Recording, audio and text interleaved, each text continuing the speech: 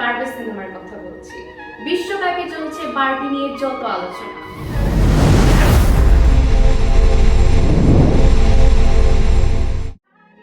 আজকে একটি গোলাপি রঙের জগতে হারিয়ে যাব। হ্যাঁ, আমি বারবি সিনেমার কথা বলছি। বিশ্বব্যাপী চলছে বারবি নিয়ে যত আলোচনা।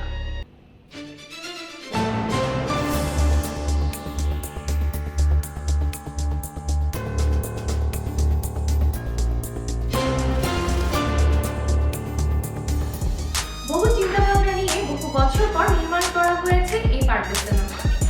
বারবি সিনেমার বারবি চরিত্রে অভিনয় করেছেন মার্গট রবি এবং রায়ান। জানা গেছে সিনেমাটি নির্মাণের সময় এত গোলাপি রঙের ব্যবহার করা হয়েছে যে বিশ্বকে গোলাপি রঙের অভাব দেখতে হয়েছে। এই সিনেমাটির চর্চা এখন বাংলাদেশেও। তার অবশ্য একটি মূল কারণ হচ্ছে রমজান মিয়া, ব্রিটিশ নাগরিক এবং বাংলাদেশী।